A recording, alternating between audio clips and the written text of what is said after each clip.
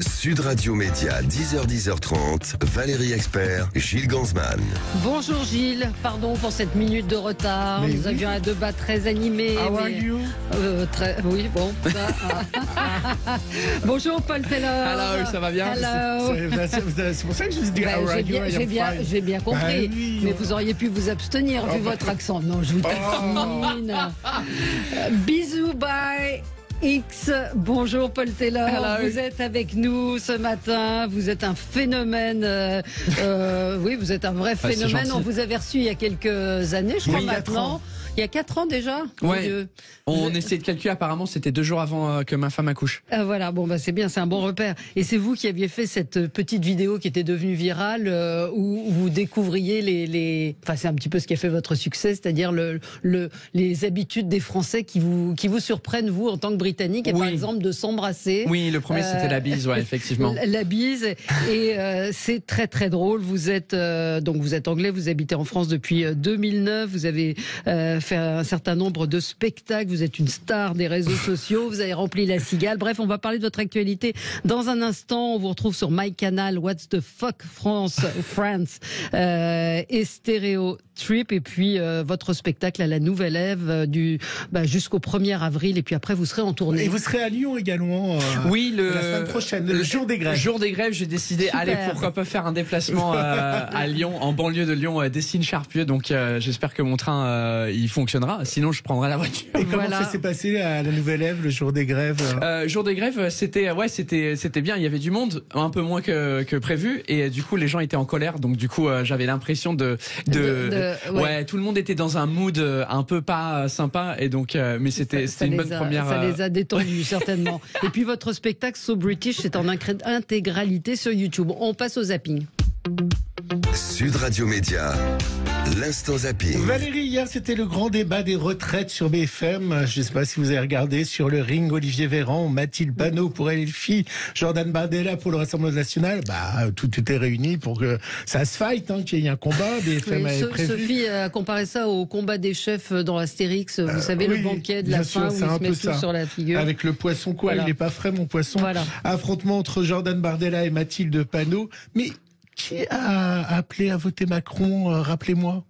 J'ai une question à vous poser parce que j'ai un petit trou de mémoire. Vous avez appelé à voter pour qui au second tour de l'élection présidentielle? Eh bien justement. Que je vous trouve très dur avec Monsieur Véran, mais je crois savoir que vous c'est pire. Vous avez fait voter activement. Vous c'est pire, non, monsieur rappelez-moi Bardella, parce que j'ai un petit trou de mémoire. Vous votez avec la loi sur le pouvoir d'achat. Pour qui vous avez appelé à voter au second tour de l'élection présidentielle? Eh bien nous avons appelé à voter contre Marine Le Pen. Et qui était le candidat en face? Non mais j'ai un petit trou. Rappelez-moi parce que là j'ai un moment d'amnésie. La République en marche. J'ai un petit trou de mémoire. Vous votez les lois avec la Macronie. Vous avez appelé à voter contre le SMIC ensemble, contre le blocage des loyers. Mais je vous laisse débattre entre vous là. Ça se passe comme ça en Angleterre? Non, du tout. Moi, j'adore ça. J'aime cette passive agressivité, agressivité passive de. J'ai un trou de mémoire.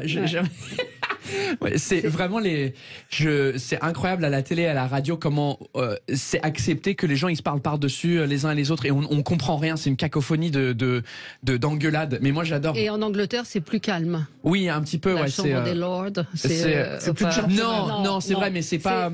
Oui, effectivement, là, c'est un débat, mais c'est pas censé. Enfin, même si c'est télévisé, c'est pas fait pour être une émission de télé. C'est juste on peut. On discute, on débat. Oui, et donc. Et oui, parce que ça se passe pas comme ça dans votre pays. Quand votre Premier ministre Rishi Sunak est en Écosse, il se trouve face à un journaliste, et vous allez voir qu'il ne le lâche pas sur un possible référendum sur l'Écosse. Pas de complaisance du journaliste. C'était dans Quotidien. Accepteriez-vous de facto le résultat de ce référendum? Ce sur quoi je me concentre, c'est d'obtenir des résultats pour le peuple écossais. Ce n'est pas ce que je vous demande, je vous interroge sur la possibilité d'un référendum de facto lors des prochaines élections générales. Accepterez-vous les résultats? Nous ne parlons pas des futures élections, nous parlons de ce que nous allons réaliser pour le peuple écossais. Alors attention, Richie, il ne faut pas jouer ça avec un journaliste écossais. Vous ignorez complètement ma question, est-ce que vous accepterez les résultats? Nous sommes concentrés sur... Ce n'est pas ce que je vous demande de vous concentrer sur ce point, car beaucoup de personnes en Écosse sont très intéressées par cette question. C'est pas la même chose, les journalistes anglais. Ouais, surtout les Écossais, ils sont forts. Enfin nous, moi je me moque de la France parce que j'habite là, et puis moi j'aime ça, mais l'autre côté de la Manche, notre pays, il est en train de défondre. Tout seul, on est en train de couler tout seul, et tout le monde dit ouais, bien joué. C'est horrible. C'est le Brexit? Ça, plus la reine qui meurt, plus le fait qu'il y ait 4 premiers ministres en un mois. Et Harry. Harry avec tout le... C'est juste, j'ai l'impression qu'on est en train d'essayer de trouver un truc pour s'accrocher, pour dire ok non, c'est pas la catastrophe totale. Évidemment, c'est pas simple pour vous, Paul, de réussir en France avec votre léger accent anglais, très léger. Mais vous n'êtes pas seul à ses débuts, Michel Boujna. Vous connaissez Michel Boujna, comédien? Ah, vous connaissez pas Michel Boujna? Je suis très nul en référence. C'est vrai, de comédien. Ouais, je raconte ça dans mon précédent spectacle, mais avant 2009, comme je suis arrivé là, je sais pas ce qui s'est passé avant. Donc les gens, les artistes, tout ce qui était pop culture avant 2009, Eh ben Michel Boujna, c'est un comédien tunisien, je crois, de Tunisie, d'origine tunisienne, et évidemment, il a un accent fort. Et au départ, ça lui a posé beaucoup de problèmes. Il a raconté ça hier soir dans C'est à vous. Un accent qui vous a coûté le conservatoire de Strasbourg, et ça vous a traumatisé. Oui, ça aurait pu me détruire complètement. Et au fond, ça m'a donné beaucoup de force. Charles Dulin, il disait je fais du théâtre parce que je suis indigné. J'étais indigné. C'est une chose aujourd'hui qui ne pourrait plus exister. On vous a dit, t'as un accent, oublie, mets-toi à la mise en scène. Exactement, sois pas acteur. Et j'en ai pleuré pendant des nuits entières. Et puis surtout, j'étais perdu. Je savais pas comment faire. Je savais pas où aller. Je savais pas que faire de ma vie avec cette passion dévorante que de jouer. C'est fou, hein? Ouais. Moi, j'entends pas d'accent. Moi, je n'arrive pas à entendre d'accent. Ouais. Parce qu'après, il l'a un peu gommé. Il l'a un peu gommé. Depuis, il l'a un peu gommé. Vous avez décidé de faire un atout en fait de votre nationalité et de cela. Oui, après je m'identifie beaucoup à ce qu'il dit parce que forcément comme on rentre pas dans les gens, on aime bien mettre les gens dans les cases, que ça soit en France ou ailleurs, surtout dans les médias. Il faut qu'on puisse dire cette personne est ça. Et en tout cas avec l'humour, j'ai eu beaucoup de chance que j'ai pu me moquer de moi-même avec cette situation-là. Mais c'est vrai que c'est pas comme si on tapait sur ma porte pour toutes les opportunités, parce que comme je suis dans aucune des deux cases, je suis pas anglais avec l'accent anglais qui peut jouer l'anglais dans les films bonjour croissant. Et je suis pas non plus assez français pour jouer un français parce que j'ai un tout petit accent. Bah du coup, vous pouvez refaire le français qui joue à l'anglais? Le français qui joue l'anglais ou l'anglais qui joue le français? L'anglais qui joue le français. Bonjour, bienvenue en Sud Radio. On est ici en direct. Il est 10h11 du matin. Voilà, très bien. Et puis, alors, ça aurait pu être une histoire belge, mais c'est une histoire anglaise, celle de ce couple qui a gagné 210 millions d'euros. Ils étaient au départ très heureux. Joe était comme ça, j'ai un secret à te dire, j'ai un secret à te dire. Et après me l'avoir dit, je lui ai répondu, ne sois pas stupide, ne sois pas ridicule. Jusqu'au bout, cette gérante d'un salon de coiffure n'a pas cru son mari. J'ai pensé, après tout c'est un drôle de jeu, c'est évidemment faux, mais ok, jouons. Et apprécions ce moment en nous disant que l'on a gagné à l'euro-million, parce que ce n'est en réalité pas vrai. Eh ben, c'est pas si bien dire, parce que son billet a été invalidé. Ah bon? Oui, parce que en fait, il jouait par abonnement, vous savez. Donc tous les jours, toutes les semaines, c'était le même numéro. Mais ils n'ont pas mis de l'argent dans leur cagnotte. Non. Donc le billet a bien été joué, mais il n'a pas été facturé à la fin. Donc ils ont annulé leur gain.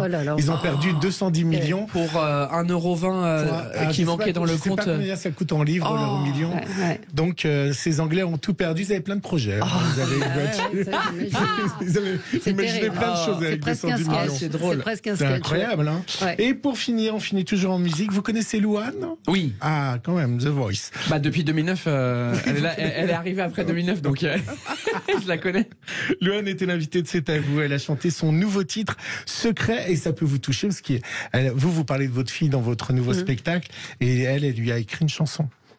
Et si les filles te semblent fragiles, sache que t'as en toi une force qui se déploie comme toutes les filles.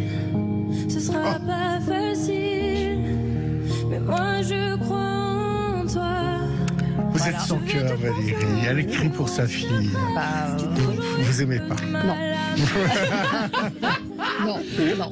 Oh, vous savez, c'est une fois sur 10 que j'aime ces musiques, Gilles. Allez, on se retrouve dans un instant avec Paul Taylor, le plus français des humoristes britanniques. Voilà, elle est facile celle-là, mais un carton sur tous les réseaux sociaux, et c'est très très drôle. À tout de suite. Sud Radio Média, l'invité du jour. L'invité du jour, c'est Paul Taylor. Alors Paul Taylor, il cartonne sur YouTube. Vous pouvez voir son spectacle So British, qui est en intégralité. My Canal, What's the Fuck France et Stéréo Trip. Et puis votre spectacle Bisous by X à la Nouvelle Ève jusqu'au 1er avril. Et puis en tournée, vous avez réussi à vous imposer sur la scène parisienne. Vos spectacles sont complets à la Cigale. Vous rassemblez vraiment... incroyable. Vraiment beaucoup de gens, et puis toujours donc ce spectacle, c'est le recul que vous avez sur ces plus de 12 ans que vous êtes en France maintenant, 14 ans pratiquement. C'est votre troisième spectacle. C'est ça, ouais. Ouais, les deux premiers sont sur YouTube. Et c'est le troisième là que je viens de commencer. On peut peut-être écouter un extrait, ça va donner le ton. Voilà. Je connaissais pas le verbe français anoblir. Anoblir is to be knighted. You know what the Queen used to do, right? She knighted, right? Anoblir. Je connaissais pas le verbe comme toi, parce qu'on n'en a pas besoin en France. En vrai, de ce verbe-là, je me retrouve dans une soirée avec des gens déguisés dans des personnages, et il y a un gars déguisé en Elton John. I'm a fucking fan of Elton John, right? So I walk in, I'm like, hey, it's Elton John, Rocket Man, ouais! Et le gars, premier degré, il me regarde, il fait tu veux dire Sir Elton John? Et là il me fait ouais, parce que toi t'as jamais été anobli, hein. Et moi comme un con, j'ai répondu où ça? Je pensais que Nobly c'était une ville en fait. J'ai entendu Anobli, plus loin. Nobly, t'as jamais été à Nobly? Non, je connais pas bien la géographie de la France, je sais pas c'est où exactement. Et le gars il me fait super, et il est parti sans plus me parler de la soirée. Je suis passé pour un con encore une fois. Voilà. C'est dur à ce point-là de comprendre le... C'est pas dur, mais il y a des choses, ouais, il y a des choses comme ça qui arrivent et que, en fait, je crois que c'est comme le français, il n'y a pas d'accent tonique, c'est tout un peu monotone. En fait, on a l'impression que des mots. Je faisais une blague dans mon deuxième spectacle sur Gad Elmaleh où je pensais que Gadel c'était Gadel, plus loin Malais. Et ça m'arrive souvent en français de penser que les mots sont composés différemment. Dans votre nouveau spectacle Bisous Bye qui est donc à la Nouvelle Ève, vous racontez une histoire de quand vous allez chercher de la lessive, c'est ça? Oui, exactement. Alors, votre femme vous dit quoi? Oui, elle me dit va chercher de la lessive, et la marque c'est Saint-Marc. Et moi dans ma tête, Saint-Marc ça s'écrivait M-A-R-E. Ah oui. Comme une mare où tu mets les poissons, et ça m'a frustré parce que j'ai dit mais vous dites bien le prénom Marc. Donc pourquoi c'est pas Saint-Marc? Et elle savait pas me répondre, et personne sait me répondre. Oui, effectivement. Même les Suisses ils disent Saint-Marc. Ouais. Parce que j'ai joué récemment en Suisse et ils ont non on dit Saint-Marc parce qu'on est intelligent. Je dis calmez-vous déjà. Mais oui, c'est bizarre pourquoi on ajoute Saint, et puis ça vous devient... êtes toujours étonné par certaines coutumes françaises? Étonné, non. Des fois colérique ou surpris ou très content. Oui, mais plus trop surpris. Après des années, tu dis je suis pas. Oui, c'est la France. Ouais, c'est la France, d'accord. Quelle image vous avez de Macron alors? Quelle image? Je sais pas.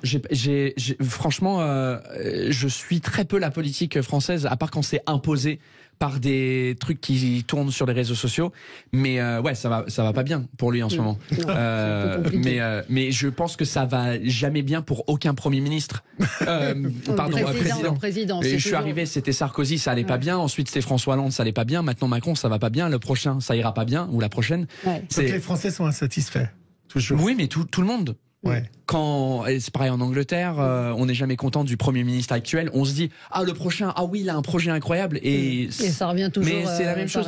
Mais du coup, si c'était pas le cas, on n'aura pas 150 000 émissions de radio ou télé où on se débat sur ce qui se passe en ce moment. Paul Taylor, comment vous êtes arrivé au stand-up? Vous êtes toujours depuis petit su que vous aviez envie de faire ça? Non, pas depuis petit. Depuis la fin de l'adolescence, j'ai commencé quand j'étais à l'université en Angleterre. Je commençais à regarder des DVD de stand-up. Parce que pardon, vous vouliez faire quoi vous étiez à l'université? Alors avant l'université, quand j'ai été pour faire des études de langue parce que je savais pas quoi faire, mais je savais que j'étais bon en langue, donc j'ai fait ça comme Oui, un peu comme ça, en disant pourquoi pas. C'est ça, et j'avais trouvé un boulot au temps partiel au Apple Store à Londres, et donc j'ai fait 9 ans au final chez Apple total. Donc je savais pas au début, je voulais être catcheur, très bizarre.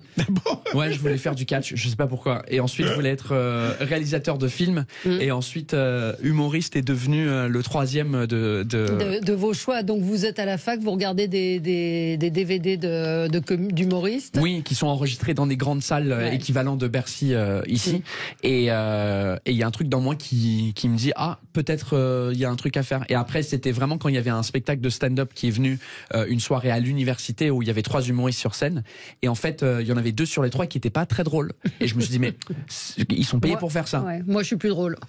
Dans ma tête, oui. Mais après, j'ai compris une fois que j'ai monté sur scène, je suis monté sur scène pour la première fois, que j'ai dit ok, je comprends que c'est plus difficile. C'est pas juste on est drôle avec des potes, on peut monter sur scène et être tout de suite drôle. Ouais. Et vous avez commencé en Angleterre et vous êtes venu en France après. Comment ça s'est passé? Pourquoi être venu en France?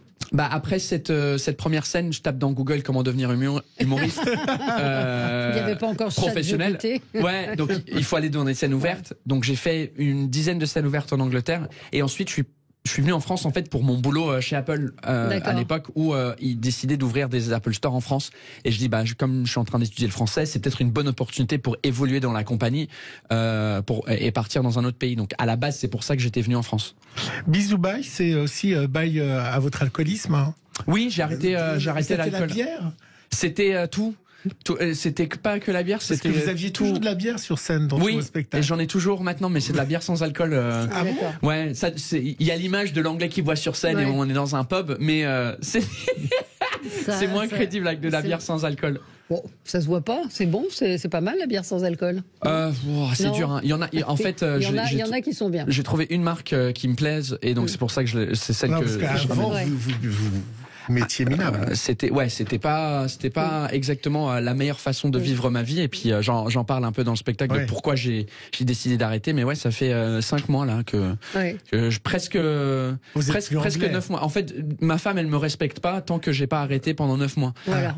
Donc vous êtes obligé. La suite ça va être quoi? Vous continuez sur cette veine là du Britannique qui regarde la France? La suite je sais pas, je fais ce spectacle là et puis après on verra. Forcément, si je joue en France, je serai toujours l'anglais en France. Ça fait partie de moi. Et comme le stand-up, c'est un peu notre vie, la vie de notre point de vue. Il y aura toujours des références à ça. Évidemment. Mais ça se trouve que le prochain spectacle, il sera entièrement en français ou entièrement en anglais. Je sais pas. J'ai pas encore décidé. Et vous êtes connu dans votre pays parce qu'on a des dates de tournée où vous tournez en Angleterre. Ouais, aucunement. C'est compliqué. Non, vous n'êtes pas connu en Angleterre. Non, personne me connaît. À part... Manchester, Liverpool, Brighton, Cambridge, London, Édimbourg, Glasgow, Cork. Oui, c'est une grande tournée. Dublin, Amsterdam, Budapest, Berlin. Ouais, en fait, c'est pour les expats français. Parce que mon spectacle, il est pareil que ici, c'est-à-dire 70-60% français et 30% en anglais. Donc là-bas, à chaque fois que j'ai joué à Londres plusieurs fois et c'était 90% des expats français. Et je me suis dit, il y a des expats français à Dublin aussi.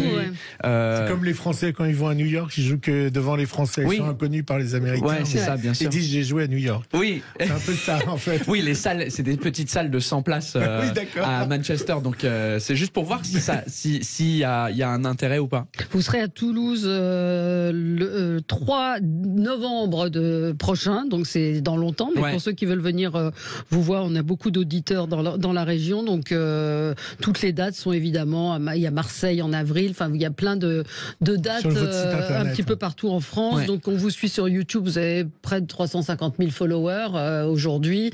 Facebook, Instagram, c'est important aussi maintenant les réseaux pour exister et pour vous faire connaître. Oui, c'est indispensable. Même c'est même pas important. C'est si j'avais le choix, je n'aurais pas de réseaux sociaux parce que en fait, j'ai arrêté de suivre tout le monde sur tous les réseaux parce que j'en avais marre de scroller et consommer des trucs qui me faisaient. Enfin, c'était perturbant. Donc, mais malheureusement.